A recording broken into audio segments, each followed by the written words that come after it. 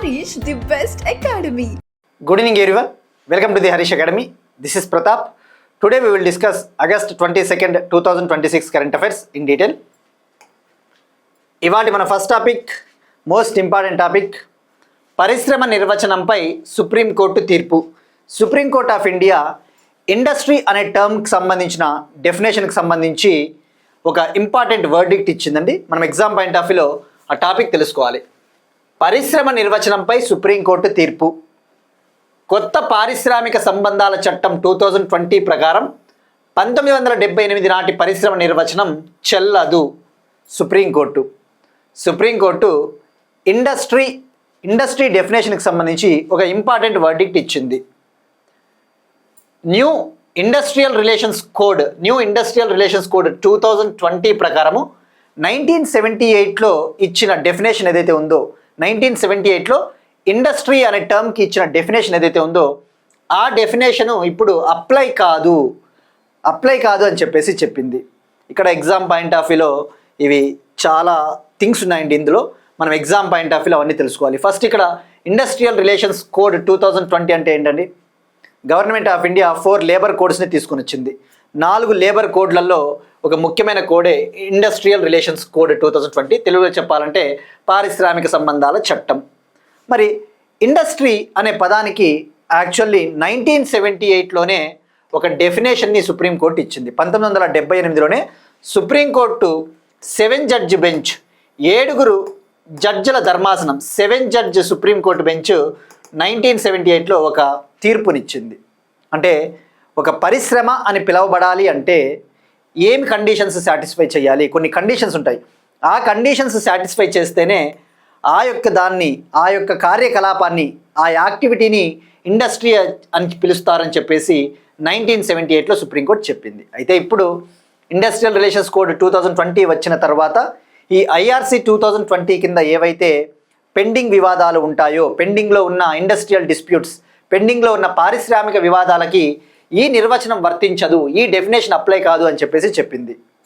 మరి వేటికి వర్తిస్తుంది అంటే ప్రస్తుతానికి ఇంకా తాజాగా కేసులు కాకోకుండా ప్రస్తుతానికి ఏవైతే పెండింగ్లో కేసెస్ ఉంటాయో వాటికి వర్తిస్తుంది. అంతేగాని ఇండస్ట్రియల్ రిలేషన్స్ కోడ్ 2020 కింద కేసులకైతే వర్తించదని చెప్పేసి చెప్పింది. సో ఫస్ట్ ఆఫ్ ఆల్ ఇక్కడ మరి మనం తెలుసుకోవాల్సింది ఎంతమంది సభ్యుల ధర్మాసనం ఈ తీర్పునిచ్చిందో ఎగ్జామ్ పాయింట్ ఆఫ్ వ్యూ తెలుసుకోవాలండి.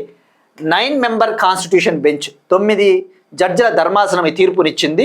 దీనికి నాయకత్వం, దీనికి ఎవరు హెడ్గా ఉన్నారు అంటే chief justice of India CJI భారత ప్రధాన న్యాయమూర్తి సూర్యకాంత్ గారి నేతృత్వంలోని 9 మెంబర్ బెంచ్ ఈ యొక్క వెర్డిక్ట్ని ఇచ్చింది, తీర్పునిచ్చింది. మరి ఎంత మెజారిటీతో అంటే 6:3 మెజారిటీతో 6 జడ్జిలు, 6 జడ్జెస్ ఈ తీర్పుకి అనుకూలంగా ఓటు వేస్తే 3 మాత్రం ఈ తీర్పుకి వ్యతిరేకంగా ఓటు వేశారు. సో ఇక్కడ మనం ఫస్ట్ ఫోకస్ చేయాల్సింది అసలు ఇండస్ట్రీ అనే టర్మ్కి 1978లో డెఫినేషన్ ఏమిచ్చింది సుప్రీంకోర్టు, అది ఏ కేసు, అటువంటివి బేసిక్ థింగ్స్ తెలుసుకోవాలండి. 1978లో Bengaluru water supply and sewerage board case versus V Rajappa. 1978 Bengaluru water supply and sewerage board versus V Rajappa అనే కేసులో 7 సభ్యుల ధర్మాసనం 7 జడ్జి బెంచ్ ఏమని చెప్పింది అంటే ఒక యాక్టివిటీని ఇండస్ట్రీగా పిలవాలి అంటే 3 కండిషన్స్ సాటిస్ఫై చేయాలి. 3 కండిషన్స్ సాటిస్ఫై చేస్తేనే దాన్ని పరిశ్రమ అంటారని చెప్పేసి చెప్పింది. ట్రిపుల్ టెస్ట్ని 1978లో ప్రవేశపెట్టింది. 1978లో ట్రిపుల్ టెస్ట్ని ప్రవేశపెట్టింది. అంటే ఆ ట్రిపుల్ టెస్ట్లో ఏంటంటే, ఒకటి, ఆ కార్యకలాపాలు క్రమబద్ధంగా ఉండాలి. అంటే ఏంటి? ఆ యాక్టివిటీ అనేది సిస్టమేటిక్గా ఉండాలి. అలానే యజమాని ఉద్యోగుల మధ్య సహకారం ఉండాలి. అంటే ఎంప్లాయీకి మధ్య కోఆపరేషన్ ఉండాలి. ఇక అలానే మానవ అవసరాలను తీర్చడానికి వస్తువులు, సేవలను ఉత్పత్తి చేయాలి. It produces goods and services to satisfy the human wants. ఈ 3 కండిషన్స్ ఈ ట్రిపుల్ టెస్ట్ని పాస్ అయితేనే ఆ యాక్టివిటీని ఇండస్ట్రీ అని పిలుస్తారు అని చెప్పేసి 1978లో సుప్రీంకోర్టు తీర్పునిచ్చింది. మరి ఎందుకు తీర్పునిచ్చింది అంటే 1978 తీర్పు ప్రకారము, ఆ తీర్పు వల్ల హాస్పిటల్స్, ఎడ్యుకేషనల్ ఇన్స్టిట్యూషన్స్, విద్యాసంస్థలు కావచ్చు, క్లబ్స్, ప్రభుత్వ సంక్షేమ విభాగాల ఉద్యోగులకు పారిశ్రామిక వివాదాల చట్టం 1947 కింద రక్షణ లభించింది. ఇండస్ట్రియల్ డిస్ప్యూట్స్ యాక్ట్ 1947 కింద ప్రొటెక్షన్ అనేది లభించింది ఆ 1978 తీర్పు వల్ల. మరి ఇప్పుడు దీన్ని రివ్యూ చేశారు, దీన్ని సమీక్షించాలి. ఇప్పుడు ఇండస్ట్రియల్ రిలేషన్స్ కోడ్ 2020 వచ్చింది కాబట్టి మనం సమీక్షించాలి అని చెప్పేసి సమీక్షించింది. ఇక ఇప్పటి నుంచి IRC 2020 కోడ్ కింద ఏవైతే ఇండస్ట్రియల్ డిస్ప్యూట్స్ ఉంటాయో ఆ తాజా వివాదాలకి ఇది వర్తిస్తుంది. బట్ పూర్తి స్థాయిలో ఇంకా తీర్పునైతే ఇంకా వెల్లడించలేదండి. ప్రస్తుతానికి ఇంకా ఇది ఇన్కంప్లీట్గానే ఉంది. బట్ ఎనీవే మనకి అప్డేట్ ఇది ఉంది కాబట్టి తెలుసుకుంటే సరిపోతుంది. సో సింపుల్గా గుర్తుపెట్టుకోండి, section 2P of the industrial relations code 2020, section 2 sub class P industrial relations code 2020 ప్రకారము పరిశ్రమ అనే పదానికి కొత్త నిర్వచనాన్ని తీసుకురాబోతా ఉంది ఈ సుప్రీంకోర్టు. ప్రస్తుతానికి మనకి ఈ ఇన్ఫర్మేషన్ ఎనఫ్ అండి. మళ్ళీ దీనికి సంబంధించి ఏమైనా అప్డేట్స్ ఉంటే మనం తెలుసుకుందాం.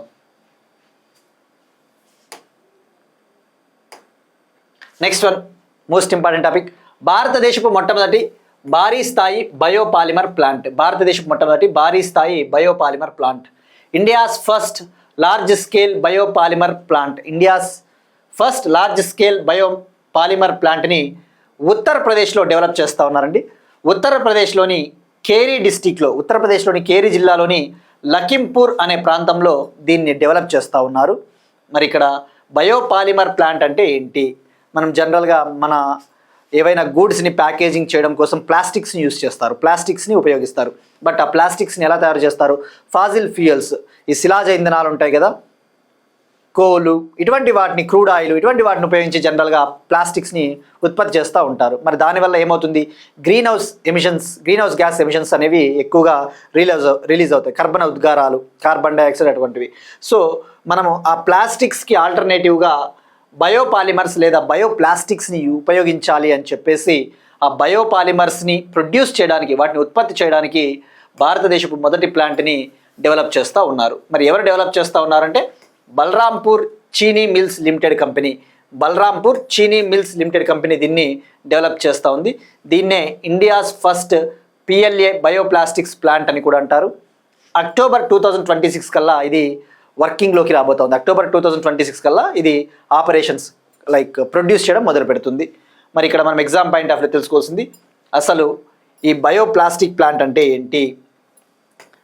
ఇక్కడ ఈ ఫ్యాక్టరీలో ఏం చేస్తారు అంటే అక్కడ లోకల్గా పండించే చెరుకుని ఏదైతే ఉందో ఆ చెరుకుని డైరెక్ట్గా పాలియాక్టిక్ యాసిడ్ బయోప్లాస్టిక్స్గా కన్వర్ట్ చేస్తారు. లోకల్గా లభించే షుగర్ కేన్ ఏదైతే ఉందో ఆ చెరుకుని డైరెక్ట్గా పాలియాక్టిక్ యాసిడ్ బయోప్లాస్టిక్స్గా కన్వర్ట్ చేస్తారు. తద్వారా ఈ బయోప్లాస్టిక్స్ని మనము మన అవసరాల కోసం వాడవచ్చు. తద్వారా గ్రీన్ హౌస్ గ్యాస్ ఎమిషన్స్ కూడా తగ్గుతాయి, కర్బన ఉద్గారాలు కూడా తగ్గుతాయి, ఎన్విరాన్మెంట్కి మంచిది, రైట్?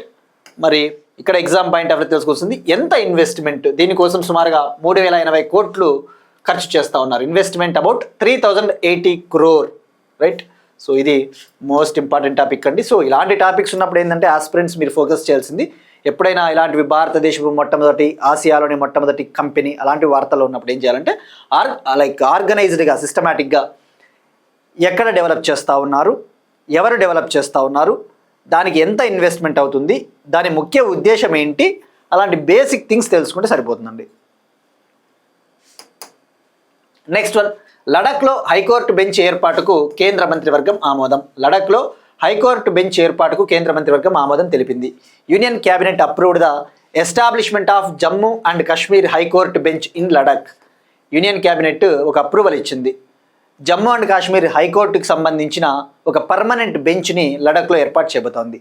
జమ్మూ అండ్ కాశ్మీర్ హైకోర్టుకు చెందిన ఒక శాశ్వత బెంచ్ని యూనియన్ టెరిటరీ అయిన లడఖ్లో ఏర్పాటు చేయబోతోంది. మరి దీని ముఖ్య ఉద్దేశం ఏంటి? ఆ లడఖ్ ప్రాంత ప్రజలకు అవసరమైన జ్యుడిషియల్ సర్వీసెస్, న్యాయ సేవలు సులభతరంగా అందించాలి, అందుబాటులోకి తీసుకురావాలి అని చెప్పేసి దీన్ని ఏర్పాటు చేయడానికి నిర్ణయం తీసుకున్నారు ప్రైమ్ మినిస్టర్ నరేంద్ర మోడీ గారి నేతృత్వంలోని union cabinet to improve the access to justice and judicial services for the people of the union territory of Ladakh. ఈ decision union home minister Amit Shah గారు అనౌన్స్ చేశారు.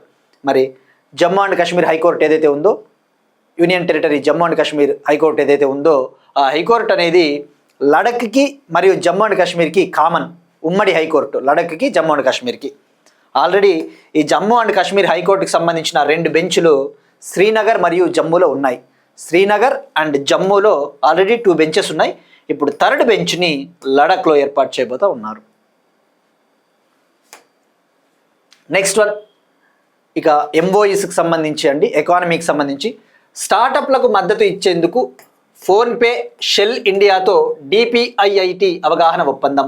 స్టార్టప్లకు మద్దతు ఇచ్చేందుకు ఫోన్పే షెల్ ఇండియాతో department for the promotion of industry and internal trade ఒక agreement కుదుర్చుకునింది. Ministry of commerce and industry కింద ఉండే డిపిఐఐటి విభాగము, పరిశ్రమలు మరియు వాణిజ్య మంత్రిత్వ శాఖ కింద ఉండే డిపిఐఐటి డిపార్ట్మెంటు స్టార్టప్స్కి అవసరమైన సపోర్ట్ని పొందేందుకు ఫోన్పే డిజిటల్ పేమెంట్స్ సంబంధించిన ఒక ఇంపార్టెంట్ సంస్థ ఫోన్పే మరియు ఒక ఎనర్జీ కంపెనీ షెల్ ఇండియాతో ఒక అగ్రిమెంట్ కుదుర్చుకునింది. మరి దీని ముఖ్య ఉద్దేశం ఏంటి అంటే సింపుల్ అండి, స్టార్టప్స్ని ప్రమోట్ చేయాలి. డిపిఐఐటి ద్వారా గుర్తింపు పొందిన స్టార్టప్స్ ఏవైతే ఉన్నాయో ఇండియాలో వాటికి అవసరమైన సపోర్ట్ అంటే ఏంటి, వాటికి అవసరమైన డిజిటల్ ఇన్ఫ్రాస్ట్రక్చర్, డిజిటల్ మౌలిక వసతులు, కార్పొరేట్ మెంటార్షిప్, అవసరమైన టెక్నాలజీని, అవసరమైన మార్కెటింగ్ సదుపాయాలని పొందడానికి ఈ ఒప్పందం అనేది హెల్ప్ అవుతుంది. మరి ఇక్కడ ఎగ్జామ్ పాయింట్ ఆఫ్ వ్యూలో ఎప్పుడైనా గుర్తుపెట్టుకోండి, ఒక మినిస్ట్రీ, ఒక మంత్రిత్వ శాఖ వివిధ కంపెనీలు, వివిధ సంస్థలతో ఒప్పందాలు కుదుర్చుకున్నప్పుడు మనం సింపుల్గా ఆ ఒప్పందం ముఖ్య ఉద్దేశం ఏంటి తెలుసుకుంటే సరిపోతుందండి. మరి ఇక్కడ కీ టర్మ్ మనం చెప్పుకున్నాం చాలాసార్లు, కీ టర్మ్ కనబడితే ఆ కీ టర్మ్ గురించి తెలుసుకోవాలి. స్టార్టప్ అంటే ఏంటండి? స్టార్టప్ అంటే ఏదో జనరలైజ్డ్ డెఫినేషన్ కాదు. స్టార్టప్ అంటే ఒక కంపెనీ, ఆ కంపెనీ నూతనాత్మకత ఆవిష్కరణలను ప్రోత్సహిస్తుంది, యువతకు ఉపాధి కల్పిస్తుంది. ఆ జనరలైజ్డ్ డెఫినేషను ఈవెన్ గ్రూప్ 1లో రాసినా కూడా మార్కులు సరిగా పడవు. ఇప్పుడు మీరు అబ్జర్వ్ చేస్తే ఏపీపీఎస్సి గ్రూప్ 1 మెయిన్స్ ఇక్కడ ఆస్పిరెంట్స్ అందరికీ నేను చెప్తున్నానండి, ఎవరైతే మీ ఫ్రెండ్స్ గ్రూప్ 1 యూపీఎస్సికి ప్రిపేర్ అవుతూ ఉంటారో తప్పకుండా ఈ వీడియోని షేర్ చేయండి. అన్ని రకాలుగా హెల్ప్ అవుతుంది. డిస్క్రిప్టివ్ పాయింట్ ఆఫ్ వ్యూలో కూడా ఎలా రాయాలో ఇంట్రొడక్షను నాకున్న అవగాహన మేరకు తప్పకుండా మనము ఇన్ఫర్మేషన్ ప్రొవైడ్ చేయడం జరుగుతుంది. ఇక్కడ ఏపీపీఎస్సి గ్రూప్ 1 తీసుకున్నా, తెలంగాణ గ్రూప్ 1 తీసుకున్నా, యూపీఎస్సి తీసుకున్నా స్టార్టప్ ఇండియా అనే ఒక టాపిక్ ఉంటుంది. స్టార్టప్ ఇండియా టాపిక్ గురించి ఒకటి ఇస్తాడు.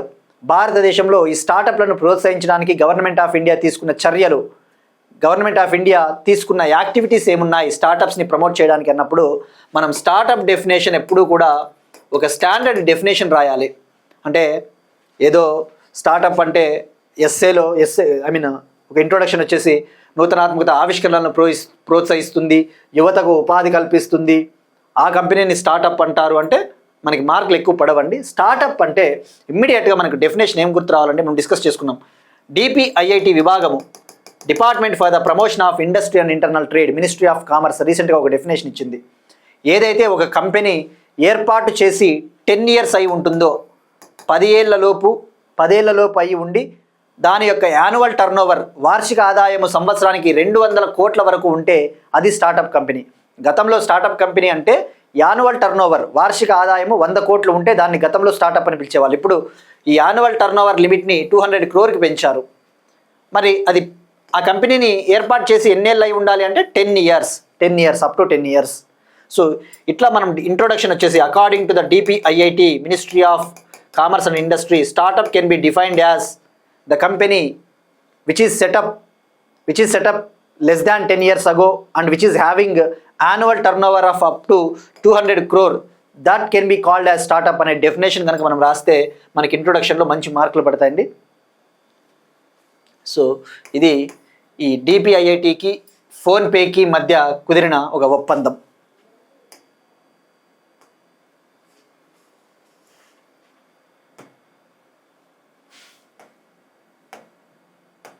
నెక్స్ట్ వన్ డిఫెన్స్ టెక్నాలజీకి సంబంధించి మోస్ట్ ఇంపార్టెంట్ టాపిక్ అండి.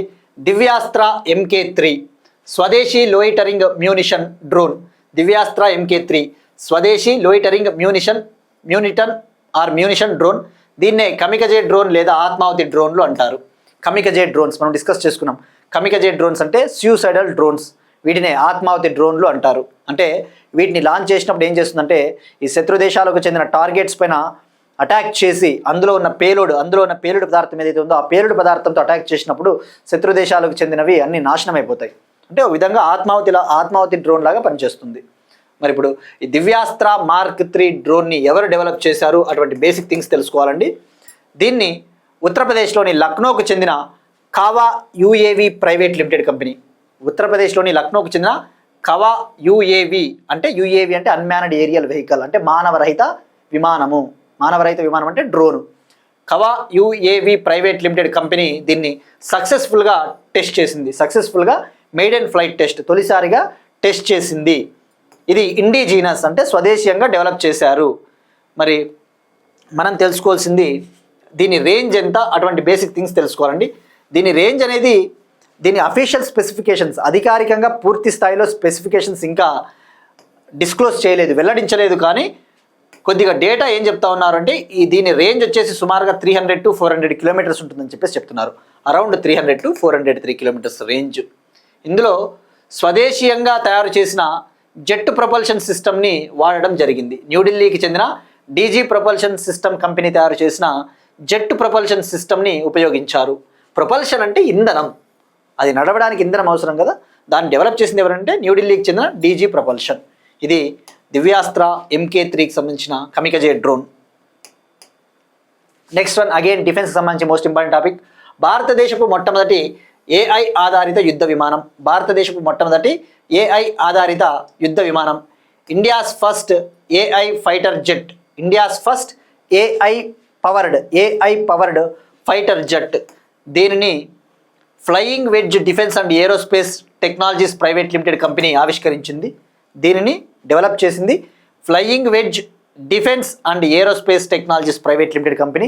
ఇది ఇండియాకు చెందిన కంపెనీ అండి, ఇండియాస్ కంపెనీ. మరి దీని పేరు ఏంటి అంటే FWD supreme light. FWD supreme light దీని పేరు. భారతదేశం మొదటి AI ఆధారిత యుద్ధ విమానం అంటే FWD సుప్రీం లైట్. మరి దీని పేరేంటి, ఎవరు డెవలప్ చేశారో గుర్తుంచుకోవాలి. మరి ఇక్కడ AI ఆధారిత అంటే ఏంటి, artificial intelligence based. Artificial intelligence టెక్నాలజీని ఉపయోగించి శత్రు దేశాలకు సంబంధించిన టార్గెట్స్ ఏవైతే ఉంటాయో, ఎనిమీ కంట్రీస్ సంబంధించిన టార్గెట్స్ని ఖచ్చితత్వంతో, ప్రెసిషన్తో స్ట్రైక్ చేయవచ్చు, ఖచ్చితత్వంతో నాశనం చేయవచ్చు. మరి దీన్ని కంప్లీట్గా డిజైన్ చేసింది, డెవలప్ చేసింది కంప్లీట్గా ఇండియాలోనే డెవలప్ చేశారు. దీని యొక్క ఎండ్యూరెన్స్ 30 hours. ఎండ్యూరెన్స్ అంటే ఏంటంటే మనం చెప్పుకున్నాం గతంలో, ఇటువంటి టర్మ్స్ తెలుగు మీడియం ఆస్పిరెంట్స్ కూడా వెళ్ళిపోతాయండి ఇంగ్లీష్లో భాగంగా. ఎండ్యూరెన్స్ అంటే అది ఎంతసేపు గాలిలో విహరించగలదు, అది ఎంతసేపు అది అది వర్క్లో ఉండగలదు అనేసి. ఎండ్యూరెన్స్ ఇట్స్ అబౌట్ 30 hours, 30 గంటల పాటు ఏకదాటిగా ఇది విహరించగలదు. రేంజ్ వచ్చేసి సుమారుగా 3000 కిలోమీటర్ల రేంజ్, సుమారుగా 3000 కిలోమీటర్స్ రేంజ్. మరి దీన్ని ఎందుకు ఉపయోగిస్తారు అంటే సింపుల్, ఈ ఫారిన్ కంట్రీస్ శత్రు దేశాలకు సంబంధించిన స్వామ్ డ్రోన్స్ని నాశనం చేయాలి అంటే దీన్ని యూజ్ చేయవచ్చు. మనం చెప్పే కదండి స్వామ్ ఆపరేషన్స్ అంటే ఏంటి. స్వామ్ అంటే గ్రూప్ ఆఫ్ డ్రోన్స్, ఒక్కసారిగా గ్రూప్ ఆఫ్ డ్రోన్స్ని లాంచ్ చేయవచ్చు. రియల్ టైమ్ ఇంటెలిజెన్స్ నిఘా అవసరాల కోసం దీన్ని ఉపయోగిస్తారు. మరి ఇది ఎన్ని కేజీలు ఉంటుందంటే సుమారుగా 250 kg ఉంటుంది. ఈ యొక్క AI ఫైటర్ జెట్ వెయిట్ వచ్చేసి సుమారుగా 250 కిలోగ్రామ్. అంటే AI ఫైటర్ జెట్ అంటే ఏదో భారీ స్థాయిలో ఉండదు, సింపుల్గా ఉంటాయి, ఒక డ్రోన్ లెవెల్లో ఉంటాయి. ఇవి డ్రోన్ స్థాయిలో ఉంటాయని చెప్పవచ్చు. యుద్ధ విమానం అంటే ఇక విమానం అంటే ఆ స్థాయిలో ఉంటుందని అనుకోవాల్సిన అవసరం లేదు మనము. Next one most important topic అండి, డిఫెన్స్కి సంబంధించి military exercises. Ulchi Freedom Shield 2026 exercise. Ulchi Freedom Shield 2026 exercise. ఇది అమెరికాకి సౌత్ కొరియాకి మధ్య జరిగే ఒక మిలిటరీ ఎక్సర్సైజ్ అండి. అమెరికాకి సౌత్ కొరియాకి మధ్య జరిగే ఒక సైనిక విన్యాసము. ఎవ్రీ ఇయర్ జరుగుతుంది. Every year it is a annual drill. మరి ఇప్పుడు ఎప్పుడు జరిగింది, ఎక్కడ జరిగింది అటువంటి బేసిక్ థింగ్స్ తెలుసుకోవాలండి. August 17th నుంచి August 21st వరకు జరిగింది, నిన్న ముగిసింది. August 17th నుంచి August 21st వరకు సౌత్ కొరియాలో జరిగింది. South Korea peninsula, South Korea భూభాగ ప్రాంతంలో ఇది జరిగింది. మరి అయితే ఇది యాక్చువల్లీ August 27 వరకు జరగాలండి. August 27 వరకు జరగాలి, కానీ 6 రోజుల ముందుగానే దీన్ని ఎండ్ చేశారు. 6 రోజుల ముందుగానే దీన్ని ముగించారు. ఎందుకు ముగించారు అంటే US ప్రెసిడెంట్ డొనాల్డ్ ట్రంప్ ఆదేశాల మేరకు. ఎందుకు, నార్త్ కొరియా అబ్జెక్షన్ చెప్తా ఉంది దీనికి. నార్త్ కొరియాకి సౌత్ కొరియాకి మధ్య బార్డర్ టెన్షన్స్, సరిహద్దు వివాదాలు ఉంటాయి కదా. So North Korea already objections తెలుపుతా ఉంది. Anyway US president Donald Trump ఒక 6 days ముందుగానే దీన్ని ముగించారు. సో సింపుల్గా గుర్తుపెట్టుకోండి, August 17th నుంచి August 21st వరకు సౌత్ కొరియా పెనిన్సులాలో జరిగింది. అమెరికాకి సౌత్ కొరియాకి మధ్య ఎవ్రీ ఇయర్ జరిగే ఒక మిలిటరీ ఎక్సర్సైజ్ అనే విషయం గుర్తుపెట్టుకోండి. నెక్స్ట్ వన్ అవార్డ్స్ అండి. 47వ సరళా పురస్కార్ అవార్డుని గెలుచుకున్న డాక్టర్ అశుతోష్ పరిడా. 47వ సరళా పురస్కార్ అవార్డుని గెలుచుకున్న డాక్టర్ అశుతోష్ పరిడా. ఈయన ఒడిశాకు చెందిన ఒక పోయెట్ అండి. ఒడిశాకు చెందిన ఒక పోయెట్, రచయిత. మరి ఈయనకి అవార్డు వచ్చింది. మరి ఇక్కడ ఎగ్జామ్ పాయింట్ ఆఫ్ వ్యూ తెలుసుకోవాల్సింది, ఈ సరళ పురస్కార్ అవార్డుని ఎవరిస్తారు? ఇది ఒక నార్మల్ అవార్డు అండి. దీన్ని Indian metals public charitable trust అనే ఒక సంస్థ అందిస్తుంది. ఎవ్రీ ఇయర్, ప్రతి సంవత్సరం దీనిని Indian metals public charitable trust అనే ఒక సంస్థ ఈ అవార్డుని ఇస్తుంది. ఇది ఇండియన్ మెటల్స్ అండ్ ఫెర్రో అల్లాయిస్కు సంబంధించిన ఒక social wing. Indian metals and ferro అల్లాయిస్కు సంబంధించిన ఒక చారిటబుల్ ట్రస్ట్. గుర్తుపెట్టుకోండి, ఎవ్రీ ఇయర్ ఇవ్వడం జరుగుతుంది. మరి ఎందుకు ఇస్తారు అంటే ఒడిషా భాషలో రచించిన అద్భుతమైన రచనలకు, ఒడియా లాంగ్వేజ్లో రచించిన అవుట్ స్టాండింగ్ లిటరరీ వర్క్స్కి ఇవ్వడం జరుగుతుంది. మరి ఇక్కడ ఎవరికి వచ్చింది అంటే మనం చెప్పుకున్నాం, డాక్టర్ అశుతోష్ పరిడా. ఎందుకు వచ్చిందంటే ఈయన రాసిన poetry collection Biswas they Prithvi అనే ఒక పోయట్రీ కలెక్షన్, అంటే కవితల సంకలనం అని చెప్పవచ్చు. ఈ కలెక్షన్ని ఎప్పుడు పబ్లిష్ చేశారంటే 2024లోనే ప్రభా పబ్లికేషన్ పబ్లిష్ చేసింది. 2024లో ప్రభా పబ్లికేషన్ పబ్లిష్ చేసింది. ఇప్పుడు ఈ అవార్డుని ఈయనకి ఇవ్వడం జరిగింది. ఈయన CSIR IMMTకి సంబంధించిన మాజీ సైంటిస్ట్. CSIR IMMTకి సంబంధించిన ఫార్మర్ సైంటిస్ట్. IMMT అంటే ఇక్కడ institute of minerals and materials technology. ఇది భువనేశ్వర్లో ఉంటుంది, ఒడిషా. ఇది CSIRకు చెందిన ఒక అనుబంధ సంస్థ, CSIRకు చెందిన ఒక అఫిలియేటెడ్ ఆర్గనైజేషన్. మరి ఇక్కడ క్యాష్ ప్రైజ్ ఎంత అంటే 7 lakhs అండి, 7 లక్షల క్యాష్ ప్రైజ్. ఒక సిటేషన్, ఒక స్మారకాన్ని కూడా ఇవ్వడం జరుగుతుంది. మరి ఎప్పుడు అవార్డు ఇస్తారంటే ఈయనకి 25th అక్టోబర్, ఇంకా ఇవ్వలేదు, అనౌన్స్ చేశారు, అక్టోబర్లో ఇస్తారు. 25th అక్టోబర్ ఇవ్వడం జరుగుతుంది. నెక్స్ట్ వన్, అపాయింట్మెంట్స్ అండి. RBI కేంద్ర డైరెక్టర్ల బోర్డు సభ్యుడిగా మాజీ ఇస్రో చైర్మన్ సోమనాథ్ నియామకం. RBI కేంద్ర డైరెక్టర్ల బోర్డు సభ్యుడిగా మాజీ ఇస్రో చైర్మన్ సోమనాథ్ నియామకం. Former ISRO chief S Somanath గారిని RBI సెంట్రల్ బోర్డ్ ఆఫ్ డైరెక్టర్స్లో మెంబర్గా అపాయింట్ చేశారు. RBI సెంట్రల్ బోర్డ్ ఆఫ్ డైరెక్టర్స్లో ఒక డైరెక్టర్గా అపాయింట్ చేశారు. మరి ఇక్కడ మనం ఎగ్జామ్ పాయింట్ ఆఫ్ తెలుసుకోవాల్సింది, RBIకి సంబంధించి RBI central board of directors, దాని విధులు, ఎంతమంది ఉంటారో అటువంటి బేసిక్ థింగ్స్. ఫస్ట్ ఈయనని పార్ట్ టైం డైరెక్టర్గా అపాయింట్ చేశారు. అంటే తాత్కాలిక డైరెక్టర్గా, part time non official director. అంటే నాన్ అఫీషియల్ అంటే ఇక అధికారేతర, పార్ట్ టైం నాన్ అఫీషియల్ డైరెక్టర్గా అపాయింట్ చేయడం జరిగింది. 4 ఏళ్ల పదవీ కాలం. ఎన్నేళ్ల పదవీ కాలం అంటే 4 years టెన్యూరు. August 20 నుంచే ఈయన యొక్క పదవీ కాలం అమల్లోకి వచ్చింది. మరి ఇక్కడ RBI అంటేనే గుర్తు రావాల్సినది RBI act 1934. RBI act 1934. RBI ఎప్పుడు ఏర్పాటైందంటే April 1st, 1935 ఏర్పాటైంది. RBI యాక్ట్ 1934 కింద ఏర్పాటైంది. మరి RBIకి సంబంధించి సెంట్రల్ బోర్డ్ ఆఫ్ డైరెక్టర్స్ ఉంటారండి. ఈ సెంట్రల్ బోర్డ్ ఆఫ్ డైరెక్టర్స్ అనేది చాలా ఇంపార్టెంట్. ఆ RBIకి సంబంధించిన పరిపాలనా వ్యవహారాలను చూసుకుంటుంది, RBIకి సంబంధించిన గవర్నెన్స్ ఇష్యూస్ని చూసుకుంటుంది. ఇందులో ఎవరెవరు ఉంటారంటే ఇందులో RBI గవర్నర్ చైర్పర్సన్గా ఉంటారు. RBI గవర్నర్ సంజయ్ మల్హోత్రా గారు దీనికి చైర్పర్సన్గా ఉన్నారు, అంటే చైర్మన్. 4 డిప్యూటీ గవర్నర్స్ ఉంటారు, 4 డిప్యూటీ గవర్నర్లు ఉంటారు, 4 డిప్యూటీ గవర్నర్సు. అలానే డైరెక్టర్లు ఉంటారు. ఆ డైరెక్టర్లని సెంట్రల్ గవర్నమెంట్ నామినేట్ చేస్తుంది. ఇప్పుడు ఈయన కూడా డైరెక్టర్గా అపాయింట్ అయ్యారు, సోమనాథ్ గారు. మరి వీళ్ళ పదవీ కాలం ఎంత ఉంటుంది అంటే డైరెక్టర్ల పదవీ కాలము 4 years అన్న విషయం గుర్తుపెట్టుకోండి, 4 years. నెక్స్ట్ వన్, బంగ్లాదేశ్ దేశ 23వ అధ్యక్షుడిగా మీర్జా ఫక్రుల్ ఇస్లాం ఆలంగీర్. బంగ్లాదేశ్ దేశ 23వ అధ్యక్షుడిగా మీర్జా ఫక్రుల్ ఇస్లాం ఆలంగీర్. బంగ్లాదేశ్ కంట్రీకి 23rd ప్రెసిడెంట్గా మీర్జా ఫక్రుల్ ఇస్లాం ఆలంగీర్ ఎన్నికయ్యారు.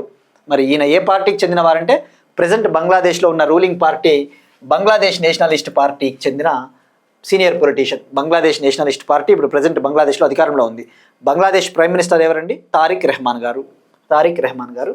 మరి ఈ ఎన్నికకి ప్రాముఖ్యత ఏంటంటే బంగ్లాదేశ్లో గత 35 ఏళ్లలో జరిగిన మొట్టమొదటి పోటీతో కూడిన అధ్యక్ష ఎన్నిక. బంగ్లాదేశ్లో లాస్ట్ 35 yearsలో for the first time president కోసము ఒక ఎలక్షన్ని నిర్వహించారు ఫర్ ద ఫస్ట్ టైం 35 ఏళ్లలో. Next one, Jindal steel centre of excellence ఏర్పాటు కోసం జిందాల్ స్టీల్ మరియు ఐఐటి హైదరాబాద్ అవగాహన ఒప్పందం, ఐఐటీస్ అండి. Jindal steel centre of excellence ఏర్పాటు కోసం జిందాల్ స్టీల్ మరియు ఐఐటి హైదరాబాద్ మధ్య ఒక అగ్రిమెంట్ కుదిరింది. Jindal steel and IIT Hyderabad ఒక ఎంఓయూ కుదుర్చుకున్నాయి. ఈ ఎంఓయూ ముఖ్య ఉద్దేశం, మెయిన్ ఆబ్జెక్టివ్ వచ్చేసి ఐఐటి హైదరాబాద్ క్యాంపస్లో జిందాల్ స్టీల్ సెంటర్ ఆఫ్ ఎక్సలెన్స్ని ఏర్పాటు చేయబోతా ఉన్నారు. జిందాల్ స్టీల్ సెంటర్ ఆఫ్ ఎక్సలెన్స్ని సెటప్ చేయబోతూ ఉన్నారు. ఎక్కడ? ఐఐటి హైదరాబాద్ క్యాంపస్లో. మరి ఈ సెంటర్ ఆఫ్ ఎక్సలెన్స్ ముఖ్య ఉద్దేశం ఏంటి అంటే, ఇది స్టీల్ని, అడ్వాన్స్డ్ స్టీల్ని ఎలా ఉత్పత్తి చేయాలి, అడ్వాన్స్డ్ స్టీల్ని ఎలా ప్రొడ్యూస్ చేయాలి, హై స్ట్రెంగ్త్ వాల్యూ యాడెడ్ స్టీల్ని ఎలా ప్రొడ్యూస్ చేయాలి అని చెప్పేసి రీసెర్చ్ చేస్తుంది ఈ పరిశోధన కేంద్రం. మరి ఇక్కడ ఎగ్జామ్ పాయింట్ ఆఫ్ వ్యూలో మనం తెలుసుకోవాల్సింది, ఇవి ఎంఓయూలు, డైరెక్ట్గా వీటి ముఖ్య ఉద్దేశం ఏందో తెలుసుకుంటే సరిపోతుంది. కానీ ఇక్కడ మనం తెలుసుకోవాల్సింది స్టీల్ ప్రొడక్షన్లో ఇండియా ఏ స్థానంలో ఉంది, ప్రపంచంలో స్టీల్ ఉత్పత్తిలో ఇండియా సెకండ్ ప్లేస్లో ఉంది. క్రూడ్ స్టీల్ ప్రొడక్షన్లో, ఈ క్రూడ్ స్టీల్ ఏదైతే ఉందో, అంటే ముడి స్టీల్ అంటారు కదా, ఆ ముడి స్టీల్ ఉత్పత్తిలో 2018 నుంచి ప్రపంచంలో 2వ స్థానంలో ఇండియా ఉంది, మొదటి స్థానంలో చైనా ఉంది. ఇక అలానే ప్రపంచంలో ఫినిష్డ్ స్టీల్ని అత్యధికంగా వినియోగించుకుంటా ఉన్న 2వ దేశం కూడా భారతదేశం. వరల్డ్లో ఫినిష్డ్ స్టీల్ని ఎక్కువగా కన్జ్యూమ్ చేసుకుంటా ఉన్న కంట్రీస్లో ఇండియా సెకండ్ ప్లేస్లో ఉంది. మరి స్టీల్ని డెవలప్ చేయడం కోసం, స్టీల్ ప్రొడక్షన్ని డెవలప్ చేయడం కోసం ఇండియా నేషనల్ స్టీల్ పాలసీని కూడా 2017లో తీసుకొని వచ్చింది. National steel policy 2017. మరి ఆ నేషనల్ స్టీల్ పాలసీ 2017 ప్రకారము కొన్ని టార్గెట్స్ కూడా పెట్టుకున్నాం మనము. ఇండియా 2047 కల్లా 500 మిలియన్ టన్నుల స్టీల్ని ఉత్పత్తి చేయాలని టార్గెట్ పెట్టుకునింది. 2047 కల్లా ఇండియా 500 మిలియన్ మెట్రిక్ టన్నుల స్టీల్ని ప్రొడ్యూస్ చేయాలని చెప్పేసి టార్గెట్ పెట్టుకున్నారు. ఇక ప్రెజెంట్ భారతదేశం యొక్క స్టీల్ కెపాసిటీ ఎంత ఉంది అంటే 220 మిలియన్ మెట్రిక్ టన్స్, సంవత్సరానికి 220 మిలియన్ మెట్రిక్ టన్నుల క్రూడ్ స్టీల్ కెపాసిటీని ఇండియా సాధిస్తూ ఉంది ప్రస్తుతానికైతే. ఇవన్నీ కూడా జాగ్రఫీలో వెళ్ళిపోతాయండి. ఇండస్ట్రీస్,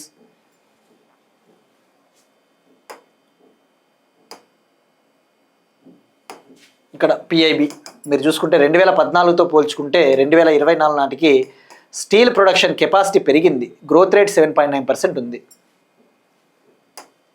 నెక్స్ట్ వన్, స్పోర్ట్స్కి సంబంధించి 65వ Subroto cup international football tournament, 65th Subroto cup international football tournament న్యూఢిల్లీలో ప్రారంభమైందండి. ఇది యాక్చువల్లీ ఒక స్కూల్ లెవెల్ కాంపిటీషన్, ఫుట్బాల్లో స్కూల్ లెవెల్ కాంపిటీషన్. ఇందులో సుమారుగా 108 టీమ్స్ పాల్గొంటా ఉన్నాయి. 108 టీమ్స్, ఇండియా మరియు ఇతర దేశాలకు సంబంధించిన స్కూల్ టీమ్స్ సుమారుగా 108 టీమ్స్ పాల్గొంటా ఉన్నాయి. మరి ఇది 3 కేటగిరీస్లో జరుగుతుందండి.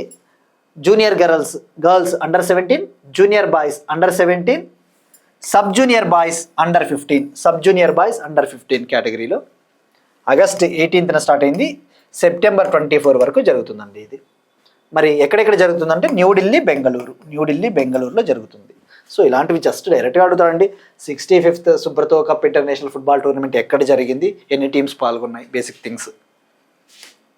ఇక ఇవాళ క్వశ్చన్ అంటే మనం డిస్కస్ చేసుకున్న టాపిక్కే స్మార్ట్ క్యాన్సర్ డ్రగ్ని ఇటీవల మనం డిస్కస్ చేసుకున్నాం కదా. మరి ఆ స్మార్ట్ క్యాన్సర్ డ్రగ్ నేమ్ ఏంటో ట్రై చేయండి. ఎవరు డెవలప్ చేశారు? ఇవి అండి ఇవాళ current affairs. That's it. Will meet you again tomorrow and thank you everyone.